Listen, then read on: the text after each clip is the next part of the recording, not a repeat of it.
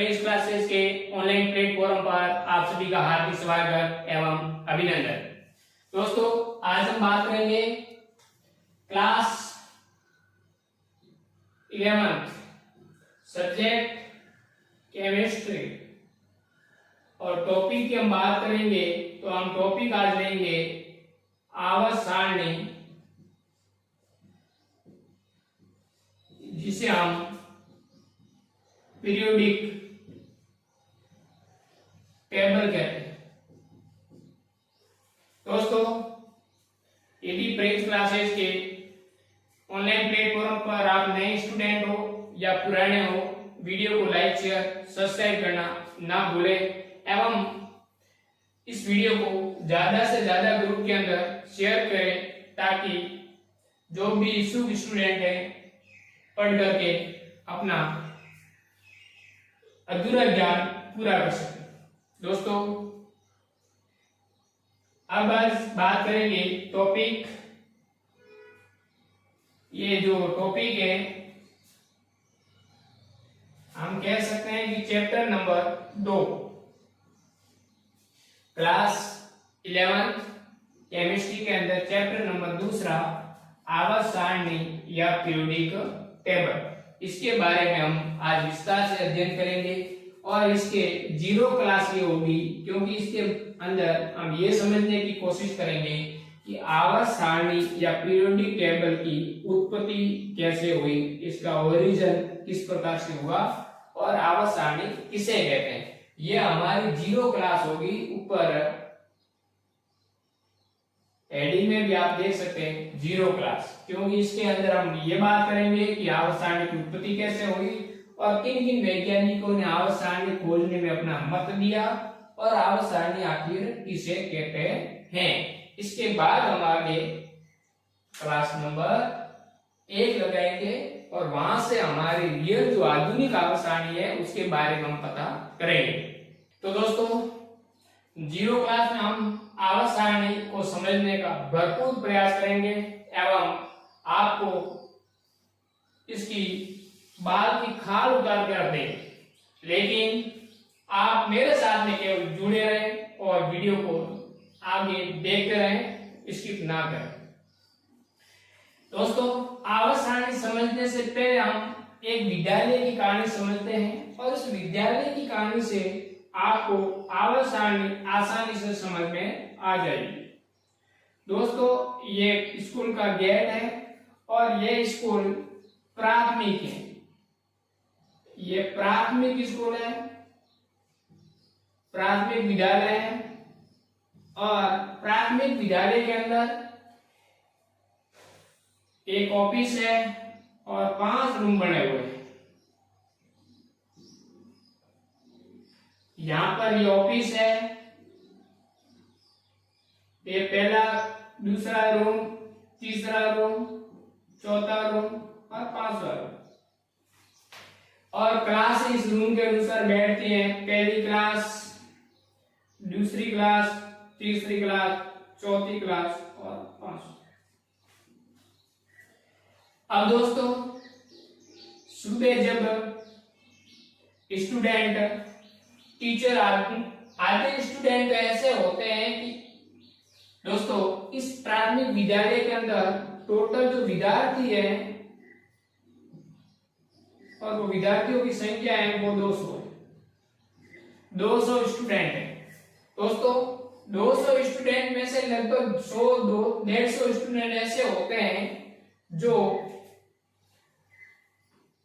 Teacher आने से पहले स्कूल के अंदर आ जाते हैं और स्कूल के अंदर आने के बाद भी ग्राउंड के अंदर खेलते हैं। अब जब टीचर आने से पहले जब कोई ये 150 के आसपास स्टूडेंट पहले आ जाते हैं केवल खेलने के लिए और इस ग्राउंड के अंदर खेलते हैं। मानो कि विद्यालय की प्रार्थना की घंटी बजने के पहला यदि हम इस विद्यालय का दृश्य देखें तो स्टूडेंट यहाँ पर इधर उधर खेलते नजर आएंगे। और उस समय यदि आप जा करके एक मोहन नाम के लड़के को आवाज दे तो इसमें कहीं ऐसे भी स्टूडेंट होंगे जिसका नाम मोहन है, तो मोहन, जैसे आप मोहन नाम से आवाज लगाओगे तो 2-3 स्टूडेंट यहाँ पर आ जाएंगे, या फिर आपको जिस मोहन को बुलाना है उसको इस पूरे ग्राउंड में से खोजना बहुत कठिन होता है, क्योंकि मोहन कई अन्य व्यक्तियों का भी नाम होता है। और ऐसा भी हो सकता है जो जिस मोहन को खेल रहे हो वो आपकी आवाज सुन भी नहीं रहा हो। विद्यालय की बेल की घंटी बजने के पहले का यदि हम दर्शक देखें और किसी स्टूडेंट को उसके नाम से पुकार करके बुलाना चाहे तो वह स्टूडेंट आप तक पहुंचने में लगभग 10-15 मिनट लग जाती है, तुरंत उसकी पहचान नहीं होती। अब जब बेल बज जाती है प्रार्थना की और उस समय का यदि हम दृश्य देखें तो हमें कैसा नजर आता है, ये सभी स्टूडेंट जो इधर उधर घूम रहे हैं वो अपनी अपनी लाइनों के अंदर खड़े हो जाते हैं। दोस्तों आपने देखा होगा कि जब प्रार्थना की लाइनें बनती हैं तो उस समय जो भी स्टूडेंट हाइट के अंदर छोटे होते हैं वो आगे रखे जाते हैं और जो स्टूडेंट हाइट के अंदर बड़े हैं वो पीछे रखे जाते हैं, क्योंकि आगे वाले जो प्लेटफॉर्म पर जो भी दृश्य हो रहा है वो आसानी से देख सके। प्रार्थना स्थल पर जो भी कार्यक्रम हो रहा है वो आसानी से देखा जा सके, इसके कारण जो छोटे विद्यार्थी वो आगे रखे जाते हैं, बड़े विद्यार्थी वो पीछे रखे जाते हैं। अब ये जो लाइनें है वो क्लास के अनुसार बनाई जाती है। मानो ये पहली क्लास है, ये दूसरी क्लास है, ये तीसरी क्लास है, ये चौथी क्लास है और ये 5वीं क्लास। अब यदि हम इस समय मोहन नाम के लड़के को बुलाया जाए तो आपको क्लास कहनी पड़ेगी, मोहन कौन सी क्लास का है। और यदि इस समय आपने मोहन नाम को बुलाया है जो क्लास 5वीं में पढ़ रहा है, किस क्लास में, 5वीं में पढ़ रहा है, तो वो मोहन आसानी से इस मोहन की पहचान हो जाती है। जैसे ऑफिस से कोई सूचना आई कि मोहन नाम के क्लास 5वीं में जो मोहन पढ़ रहा है उसको बुलाइए, तो मोहन, ये मानो कि चौथे नंबर स्थान पर खड़ा है और कोई टीचर या पेरेंट्स आकर यहाँ आकर के आवाज दे कि मोहन, तो मोहन तुरंत अपना हाथ खड़ा करेगा और यस लाइन से बाहर आ जाएगा। इस मोहन को हम आसानी से इस लाइन से पढ़कर कर सकते हैं या बुला सकते हैं। यानी जो ग्राउंड में खेलते हैं उसकी तुलना में हम मोहन को यहाँ पर जो लाइनों में खड़े हैं तब पहचान करनी आवश्यक, क्योंकि दूसरे वाले जो मोहन नाम के है वो दूसरी क्लास में है, तो वो क्लास जब हमने कह दिया क्लास 5वीं तब ये मोहन सब चुप रहेंगे, अपना हाथ खड़े नहीं करेंगे। अब प्रार्थना होने के बाद में सब स्टूडेंट यहां से कहां चले जाते हैं, अपनी अपनी क्लास के अंदर चले जाते हैं। सब विद्यार्थी अपने अपने क्लास के अंदर चले जाते हैं। और उसके बाद में हम यदि किसे रोहित जो क्लास 4वीं में पढ़ रहा है उसको बुलाना है तो हम सीधे यहाँ ऑफिस से सूचना देंगे क्लास 4वीं के अंदर रोहित पढ़ रहा है, उसको बुलाए, और हम क्लास 4वीं के अंदर कमरा नंबर 4 में जाएंगे और रोहित नाम के स्टूडेंट को आसानी से हम बुला सकते हैं। मतलब यहाँ खेलने की तुलना में यहाँ बुलाना क्या होता है, आसान होता है, क्योंकि यहाँ जो विद्यार्थी थे संख्या ज्यादा थी और यहाँ पर जो क्लास के अंदर हम बुलाना चाह रहे हैं तो वहां इससे कम संख्या होगी विद्यार्थियों की। केवल हम माने के अनुपात में 20-20 विद्यार्थी होंगे तो भी 40-40 विद्यार्थी होंगे तो इसमें 40 होंगे, लेकिन इसमें टोटल ग्राउंड के अंदर प्रार्थना स्थल की तब 200 विद्यार्थी थे, 200 में से एक को बुलाना कठिन होता है, 40 में से एक को बुलाना आसान होता है। अब हमने रोहित को बुला सकते हैं आसानी से।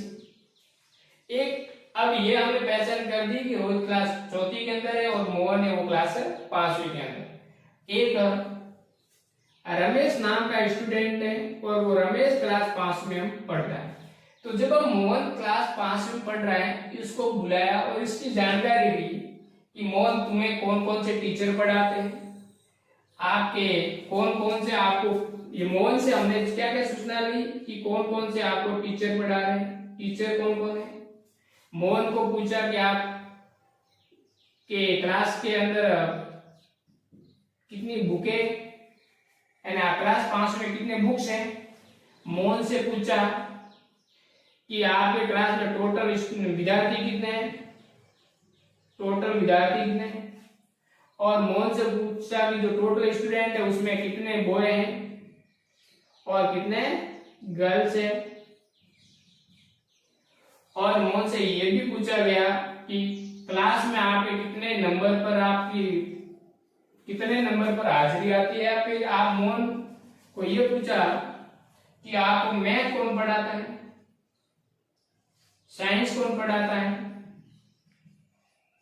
इन हमने मोहन को बुलाकर ये जानकारी ले ली कि आपके कितने टीचर क्लास चलाते हैं, आपकी क्लास में कितनी बुक्स हैं, कितने टोटल विद्यार्थी पास में पढ़ रहे हैं, इसमें कितने गर्ल्स हैं और कितने बॉय हैं, और आपकी साइंस कौन पढ़ाता है, मैथ कौन पढ़ाता है। इतनी जानकारी हमने मोहन से ले ली कक्षा 5 में जो पढ़ रहा है।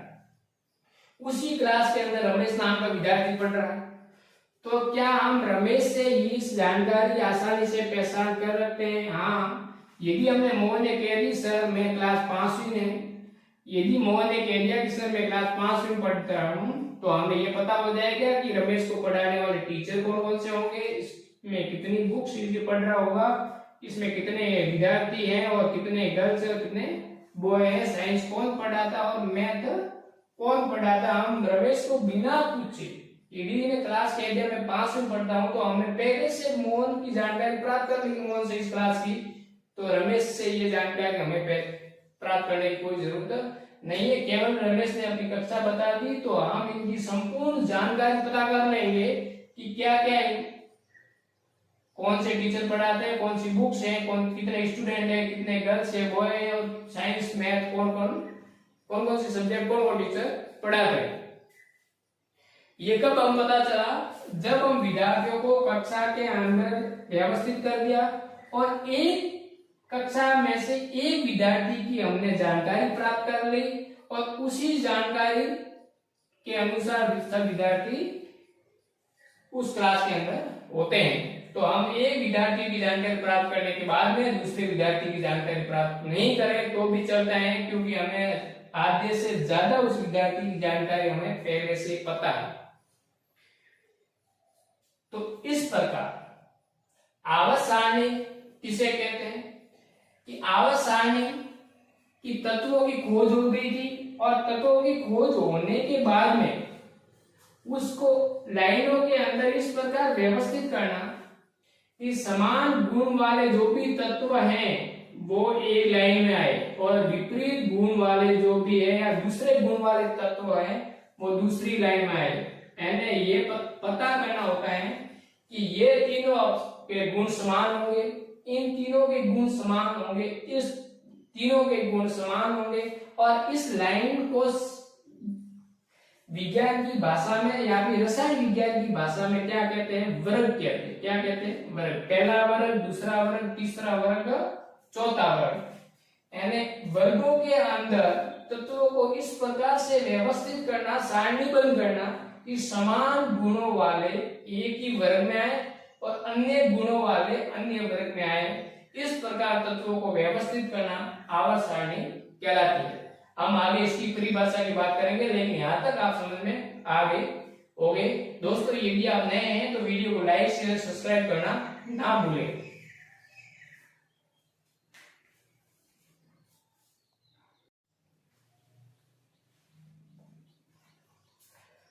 हेलो दोस्तों, आपने आवर्त सारणी को एक उदाहरण से समझ चुके हो।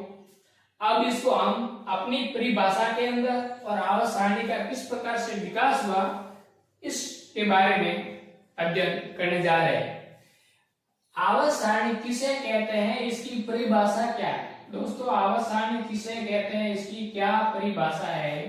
तो जो हमने आगे पढ़ा वही है, केवल इसको हमने एक भाषा के अंदर रूप में बदल करके आपके सामने प्रस्तुत कर कि सभी ज्ञात तत्वों यानी जिन जिन तत्वों की खोज हो गई है उन सभी ज्ञात तत्वों को उनके गुणों के आधार पर, गुण यानी रासायनिक गुण और भौतिक गुण, उनके गुणों के आधार पर इस प्रकार सारणीबद्ध करना, इस प्रकार व्यवस्थित करना, इस प्रकार वर्गीकृत करना कि सभी समान गुणों वाले तत्व एक ही वर्ग में आए, उसे हम क्या कहते हैं? आवर्त सारणी कहते हैं। वही बात है कि समान गुणों वाले समान कक्षा में पढ़ने वाले विद्यार्थियों को एक क्लास के अंदर रख दिया जाए, ताकि हम उसके आधे से ज्यादा जानकारी क्लास में जाकर के पता कर सकते हैं, और लगभग ये सभी जानकारी सभी विद्यार्थियों पर लागू होती है। इसी प्रकार सभी ज्ञात तत्वों को उनके गुणों के आधार पर इस प्रकार सारणीबद्ध करना, वर्गीकृत करना, क्लासिफिकेशन करना कि सभी समान गुणों वाले सेम कैरेक्टर वाले एलिमेंट्स एक ही वर्ग में आ जाए। इसे हम क्या कहते हैं? आवर्त सारणी कहते हैं। इतनी परिभाषा आपको जरूर याद रखनी है कि आवर्त सारणी किसे कहते हैं। अब हम बात करेंगे डेवलपमेंट ऑफ पीरियोडिक टेबल। आवर्त सारणी का किस प्रकार से विकास हुआ, इसके बारे में हम जानना चाहेंगे कि आवर्त सारणी का विकास किस प्रकार से हुआ। दोस्तों, ये जो वर्गीकरण हमने किया है वो केवल और केवल अध्ययन की दृष्टि से किया है, क्योंकि हम अध्ययन जब करेंगे तो अध्ययन की दृष्टि से ये जो वर्गीकरण किया है वो मेरे द्वारा वर्गीकरण किया गया है कि अध्ययन करने पर हमें 3 भागों में बांट करके यदि आवर्त सारणी का अध्ययन करें तो बहुत आसानी होगी।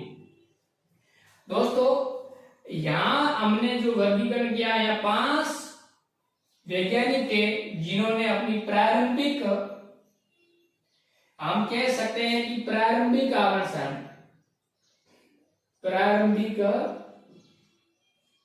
आवर्त सारणी, प्रारंभिक आवर्त सारणी, और ये कह सकते हैं मध्य आवर्त सारणी, मध्य आवर्त सारणी, और ये हम कह सकते हैं आधुनिक आवर्त सारणी। जो लिखा हुआ है आधुनिक या वर्तमान आवर्त सारणी, वर्तमान आवर्त सारणी। दोस्तों, यहां पर हमने प्रारंभिक आवर्त सारणी, मध्य आवर्त सारणी और वर्तमान आवर्त सारणी 3 भागों में हम अध्ययन करके 3 भागों के अंदर बांट करके यदि अध्ययन करें तो हमें अध्ययन करने में बहुत आसानी होती है।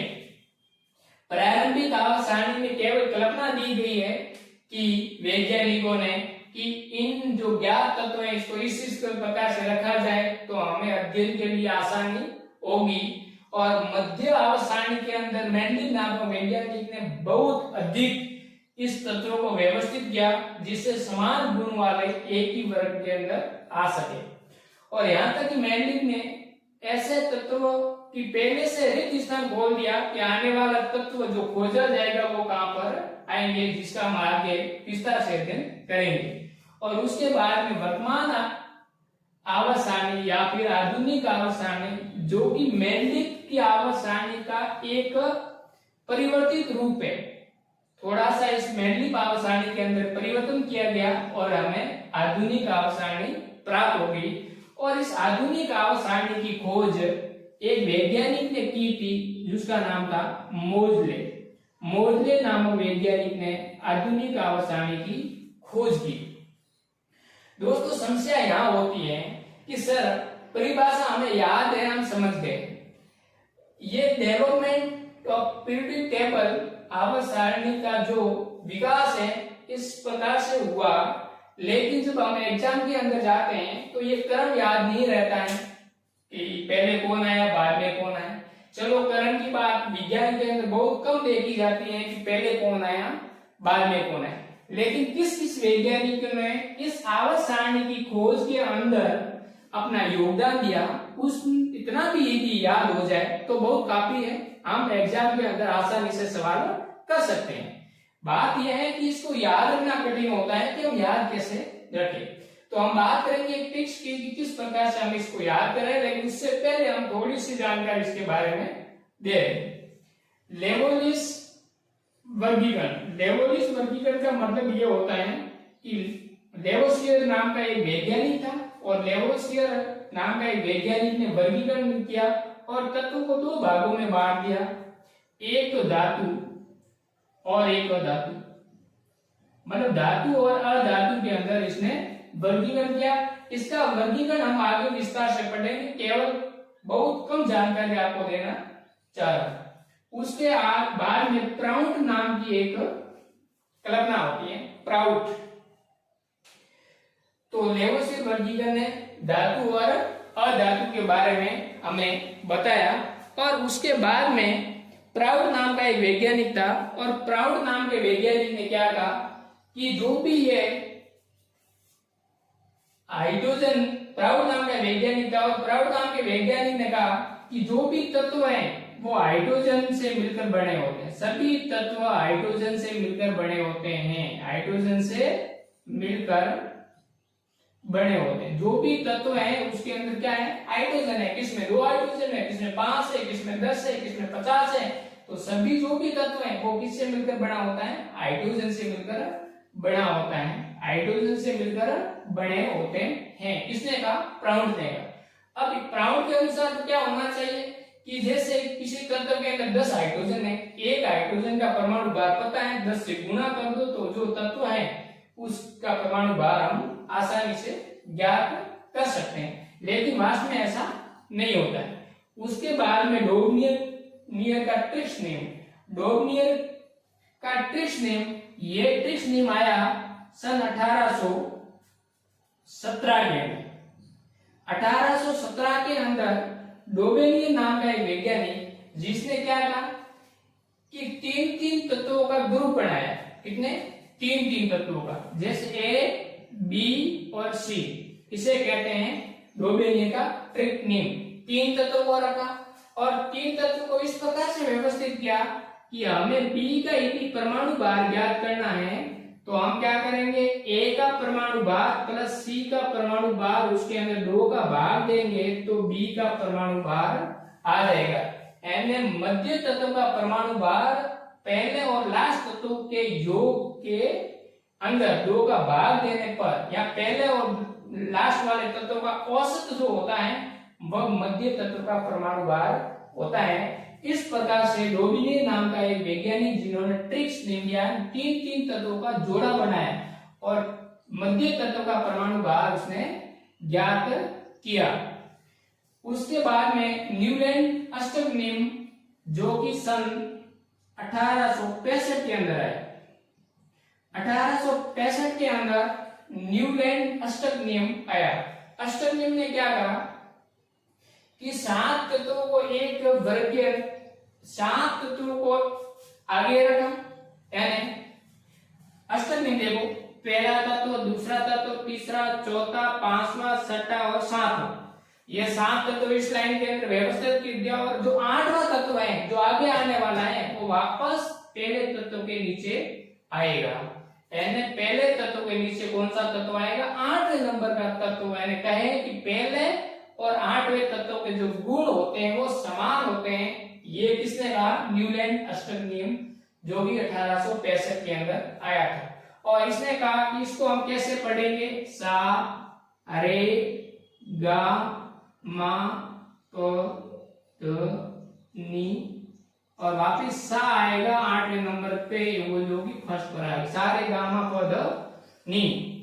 यानी जैसे हम स्वर होते हैं उसी के नंबर 8वां स्वर पहले स्वर का रिपीटेशन होता है, इसी प्रकार जो 8वां तत्व आएगा वो पहले तत्व के गुणों की पालना करेंगे, उसके समान गुण होंगे। उसके बाद में आता है लोथर-मेयर वक्र नियम। लोथर-मेयर वक्र नियम ये सन 1869 के अंदर आया। और इसने क्या कहा, एक वक्र बनाया। और वक्र किस प्रकार से बनाया आगे हम पूरा विस्तार करेंगे, केवल हम शॉर्ट जानकारी दे रहे हैं। तो परमाणु का आयतन, परमाणु का आयतन एक जगह रख दिया और परमाणु भार एक जगह रख दिया। परमाणु भार, परमाणु भार और परमाणु आयतन के अंदर वक्र बनाया। और वो वक्र कुछ इस प्रकार से प्राप्त हुआ जिसकी हम जानकारी आगे देंगे। उसके बाद में मेंडलिव की आवर्त सारणी, और मेंडलिव नामक आवर्त सारणी वैज्ञानिक मेंडलिव ने खोज की थी सन 1869 के अंदर। मेंडलिव ने आवर्त सारणी को काफी हद तक सुव्यवस्थित ढंग से अध्ययन किया और उस आवर्त सारणी में तत्वों को रखा, और उसके बाद में हम आज जो पढ़ रहे वो आधुनिक आवर्त सारणी मोजले ने दी थी। अब इन तीनों में समस्या कहाँ आती है वो हम देखते हैं। तीनों में समस्या यह आती है कि तीन वैज्ञानिक का नाम कभी कभी आपके पास में आ जाता है, और उन तीन वैज्ञानिकों को हमें पता करना होगा कि आधुनिक आवर्त सारणी किसने दी और पहले आवर्त सारणी किसने दी। यहाँ तक मैं मिटाऊंगा, आपको समझ में आ गया होगा, और यहाँ टिप्स भी दूंगा कि इस सभी वैज्ञानिकों को किस ढंग से याद करें तो लंबे समय से हमें याद रहेंगे। दोस्तों, पहली हमें भूल कहाँ होती वो बता रहा हूं, उसके बाद में पूरे के लिए टिप्स देने की कोशिश करूंगा ताकि आपको वैज्ञानिक का नाम याद रहे, जैसे हमने किया। यहां से मैं ले रहा हूं, मैं के बाद में आपको पता है कि जो बारकड़ी होती है उसके अंदर मैं आता है, मैं, और मैं के बाद में आपको पता है मो आता है। आपको पता पहले कौन आएगा, मैं, मतलब मेयर आएगा, उसके बाद में मैं मैंडलिप आएगा, मोजले आएगा। जैसे आपको कभी कंफ्यूज है कि आधुनिक आवर्त सारणी किसने दी थी, पीछे कौन आता है, मो, उससे पहले किसने दी थी, मैंडलिप, और उससे पहले मेयर, यानी ममा की लाइन के अंदर मैं पहले, मैं, मई, मो, मऊ। तो ये हम यहां से याद आसानी से कर सकते हैं, बहुत अच्छी ढंग से इसको याद कर सकते हैं। 2 स्टार लगा दीजिए, क्योंकि हमें समस्या होती है मैंडलिप पहले आया था या मोजले पहले आया था, मोजले पहले आया था या मेयर पहले आया था। तो यहाँ जो दोनों में जो समस्या आ रही है वो खत्म हो जाएगी। उसके बाद में पूरी ट्रिक्स किस प्रकार से याद करें ताकि हमें जड़ से इस समस्या को खत्म किया जा सके। अब इन सभी को हम एक ट्रिक्स के अंदर, यदि आपके कोई अन्य ट्रिक्स हो तो आप शॉर्ट स्क्रीन ले और अपनी ट्रिक्स अपने कॉपी के अंदर लिख सकते हो, लेकिन जो मेरे हिसाब से है वो देखो। लेवो का मतलब आप नहीं कहते, मारवाड़ी के अंदर कहते हो लेवो, लो, ग्रहण करो। प्राउड, ये प्राउड है, वहां प्राउड लिखे, प्राउड का मतलब होता है गर्व, लेवो प्राउड एंड गर्व। और डोबेनियर आप गर्व लो। न्यूलैंड पूरा नाम याद रखे, न्यूलैंड लो क्या, मेंडल, यानी लेवो प्राउड डोबेनियर को गर्व देना है और न्यूलैंड को मेंडल देना है। तो हम कैसे याद रखेंगे, लेवो क्या, प्राउड कीजिए, प्राउड, लेवो प्राउड डोबेनियर,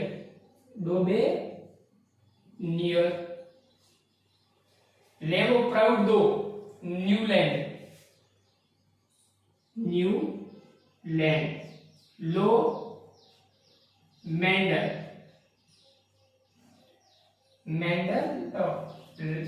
तो समझ में आ गया। लेवो मतलब Lavoisier, Prout and Prout डो एंड डोबेनियर, और न्यूलैंड आ जाएगा अष्टक नियम। लो का मतलब लोथर मेयर, मैंडलिप और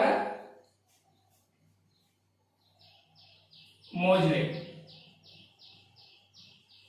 यह आवर्त सारणी में अपना योगदान इन वैज्ञानिकों ने दिया था। ऐसे भी याद कर सकते हैं, लेवो प्राउड दो न्यूलैंड, लेवो प्राउड दो न्यूलैंड, फिर आपको पता है मैं, मई, मो, ऐसे भी आप याद कर सकते हैं। किस प्रकार, देखो ये ट्रिक्स ठीक है, यही समझ में नहीं आ रही तो दूसरी ट्रिक्स आप इससे याद कर सकते हैं, कोई समस्या नहीं। देखो, लेवो प्राउड का मतलब गर्व, दो का मतलब दो कर देना, न्यूलैंड को दो, लेवो प्राउड दो न्यूलैंड, फिर क्या करोगे, मैं, मई, मो, ये भी सही है, इसको भी आप आसानी से याद कर सकते हैं। लेवो प्रवधो, इसको न्यूलैंड को मेमो मई, ये दोनों में से कोई भी ट्रिक्स आप याद रखो आसानी रहेगी। लेवो प्रवधो, लेवो प्रवधो, लेवो प्रवध एंड गर्भ कितना रहना है, दो, न्यूलैंड कैसे, मे मई मो, या लेवो प्रवधोग्नियर न्यूलैंड लो मेंडल मोजले। इस प्रकार से आपको याद करना है। हालांकि ये नीचे वाली ट्रिक्स है वो आसानी रहेगी आपको। लेवो प्रवधो किसको देना है, न्यूलैंड, लेवो प्रवधो, दो प्रवध किसको देना है, न्यूलैंड को। बाद वाला तो पता ही, मे मई मो, मेयर मोजले, मेडलिक और मोजले। यहां तक समझ में आ गया होगा। आगे हम एक एक की विस्तार से अध्ययन करेंगे। आगे हमने बात करी थी कि आवर्त सारणी का विकास किस प्रकार से हुआ। आवर्त सारणी का विकास हम अध्ययन की दृष्टि से तीन भागों में बांटा। एक प्राचीन आवर्तकारिणी, मध्य आवर्तकारिणी और वर्तमान आवर्तकारिणी। प्राचीन आवर्तकारिणी के अंदर हमने कहा कि 5 वैज्ञानिक जिन्होंने अपना अलग अलग मत दिया। उसके बाद में मध्य आवर्त सारणी के अंदर मेडलिक एक वैज्ञानिक थे, और उसके बाद में आधुनिक आवर्त सारणी मोजले द्वारा दी गई। इसको हमने ट्रिक्स द्वारा किस प्रकार याद करें इसके बारे में भी हमें बताया। और अब हम बात करेंगे प्रत्येक वैज्ञानिकों ने क्या क्या अपनी कल्पनाएं दी, और उस कल्पनाओं या उस वर्गीकरण के बारे में हम विस्तार से अध्ययन करने जा रहे हैं। सबसे पहले हम बात करेंगे लेवोनियर का वर्गीकरण। लेवोनियर वर्गीकरण, लेवोनियर वर्गीकरण क्या कहता है वो देखिए कि लेवोसियर ने तत्वों को धातु और अधातु में वर्गीकृत किया। जो लेवोसियर है और लेवोसियर नामक वैज्ञानिक ने जो तत्व खोजे गए थे उसको दो भागों में बांटा। आद्य तत्व को धातु मेटल और आद्य धातु को अधातु नॉन मेटल में वर्गीकृत किया। अब आगे उसने देखा कि धातु किसे कहते हैं और अधातु किसे कहते हैं। तो धातु वे तत्व जिसमें इलेक्ट्रॉन त्यागने की प्रवृत्ति हो, यानी वे तत्व जिसमें इलेक्ट्रॉन त्यागने की प्रवृत्ति हो उसे हम क्या कहते हैं, धातु कहते हैं। तो वे तत्व जिसमें इलेक्ट्रॉन ग्रहण करने की जो प्रवृत्ति होती है उसे हम क्या कहते हैं, अधातु कहते हैं।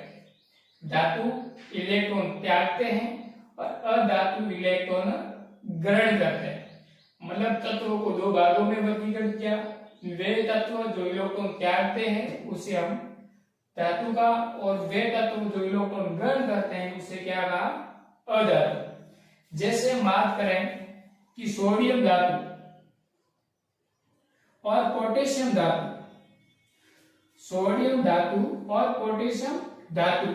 सोडियम धातु क्या करता है, एक इलेक्ट्रॉन त्याग करके सोडियम आयन के अंदर बदल जाता है, और पोटेशियम क्या करता है, एक इलेक्ट्रॉन त्याग करके पोटेशियम आयन में बदल जाता है।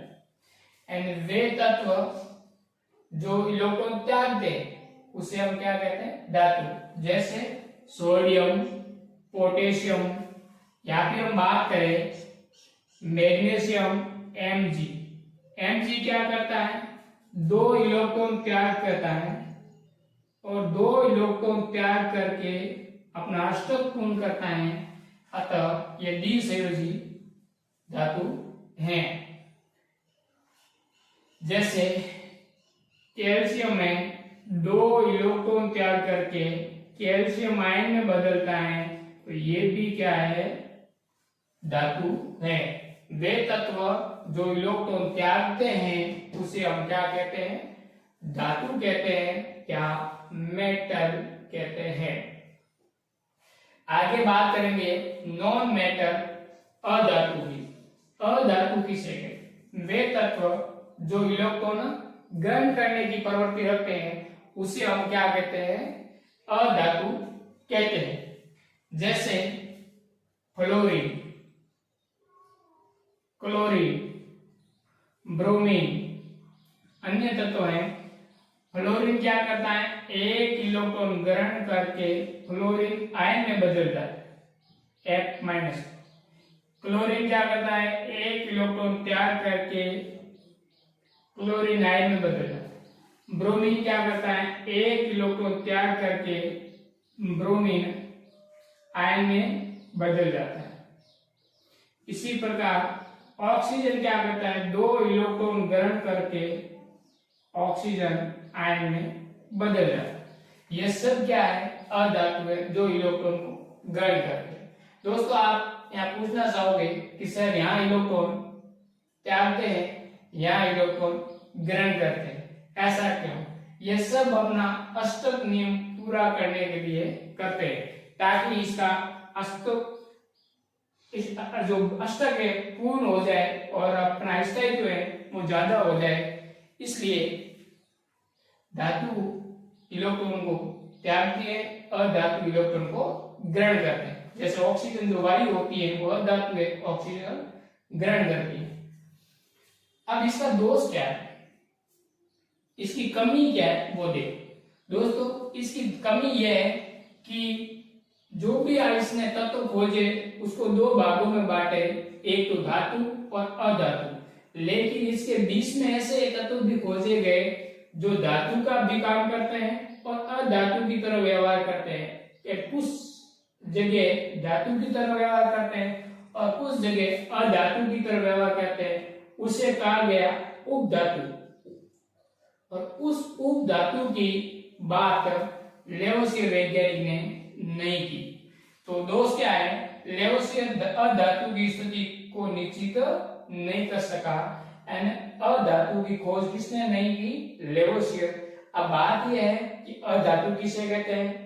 अधातु ऐसे तत्व जिसमें धातु मेटल, अधातु नॉन मेटल दोनों के गुण पाए जाते हैं, उसे हम क्या कहते हैं, अधातु कहते हैं। ऐसे तत्व जिसमें धातु और अधातु दोनों के गुण पाए जाते हैं उसे हम क्या कहते हैं, उपधातु कहते हैं।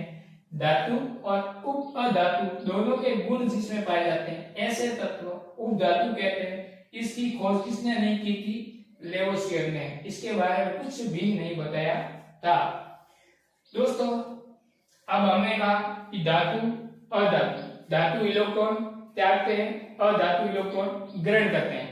और उसके बाद में हमने देखा उपधातु ऐसे तत्व जो धातु और अधातु दोनों की तरह व्यवहार करते हैं। लेकिन जो हम आधुनिक आवर्त के अंदर देखते हैं तो उपधातु की संख्या लगभग निश्चित है, वो है 7। उपधातु की संख्या कितनी है, 7। और कभी 8 को भी गिना जाता है, लेकिन सही 7 उपधातु आवर्त के अंदर है। वो कौन कौन सी उपधातु है, हर एग्जाम के अंदर सवाल पूछे जाते हैं, निम्न में से कौन सा तत्व उपधातु है। तो आपको उस समय आंसर देना होता है। और इन सातों को यदि आसानी से याद कर ले ट्रिक्स के द्वारा तो बहुत आगे काम आएगा। कैसे, बोले, बोले को लिखो बी, शिव, बोले शिव, बोले शिव, जी, ऐसे सब, T,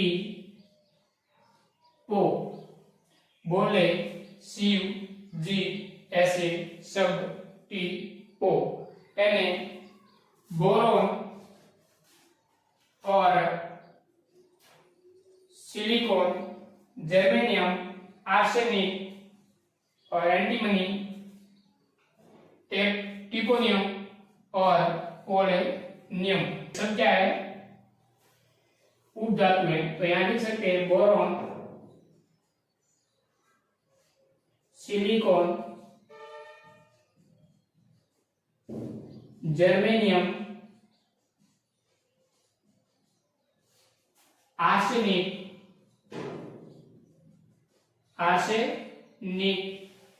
antimony,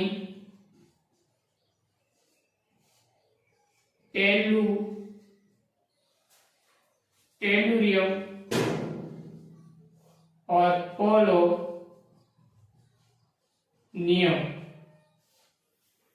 boron, silicon, germanium, arsenic, antimony, tellurium, polonium और कई एस्टाटीन भी इस अधातु के अंदर रखा गया है।